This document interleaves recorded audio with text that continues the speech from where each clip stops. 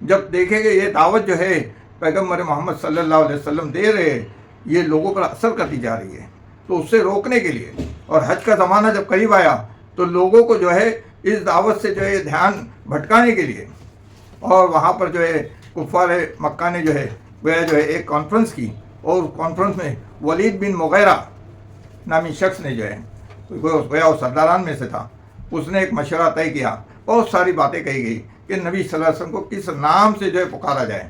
تو کہا کہ باہر سے جو لوگ آئیں گے مکہ کے اندر یعنی اہل عرب، تو ان کو کہا جائے کہ یہ شخص جادوگر ہے، اور اس طرح سے جو ہے لوگ ان کی طرف توجہ نہیں دیں گے. لیکن یہ ہوا کہ توجہ بہت زیادہ لوگوں کی مبذول ہو گئی، اور ایسے کچھ واقعات رونما ہوئے جس کو ہم جو ہے تھوڑا تفصیل سے بعد میں سمجھیں گے.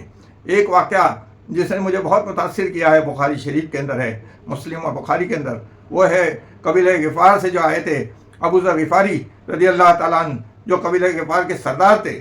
انہوں نے جب اسلام قبول کیا ہے تو ہمارے ایمان کو جو ہے تازہ کرنے والا واقعہ ہے وہ بہت تفصیل سے بخاری اور مسلم کے اندر بیان کیا گیا ہے.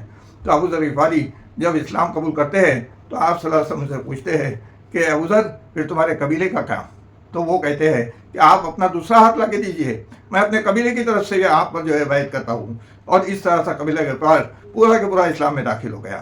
تو یہ ہے دعوت جو اللہ کے نبی نے پیش کی. مخالفت تو بہت ہوئی، شدید مخالفت ہوئی، لیکن اس کے اثرات بھی بہت تیزی سے پھیلنا شروع ہوئے. اب اس کے آگے ہم جو ہے بات سمجھتے چلے گئے. چونکہ یہاں پر رب کی تکبیر کا ذکر ہوا ہے، تو اس پوائنٹ آف ویو سے ہم یہ سمجھتے چلے کہ ہم نے رمضان کے روزے رکھ کے تقویٰ، پرہیزگاری اور قرآن سے شغف حاصل کر کے ہم نے تراویح کے ذریعے، قیام اللیل کے ذریعے قرآن کو سمجھنے اور اس کی ذمہ داریوں کو سمجھنے کی کوشش کی. ہم جب رمضان ختم کریں گے تو قرآن کے آیت دیکھیں کیا بیان کی گئی ہے.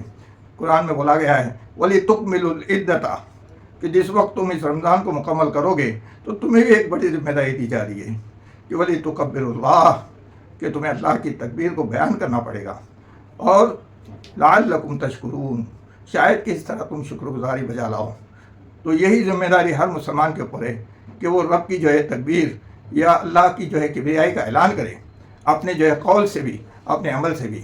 میری زندگی کا مقصد تیرے دین کی سرفرازی، میں اسی لیے مسلمان، میں اسی لیے نمازی. صدق اللہ العظیم.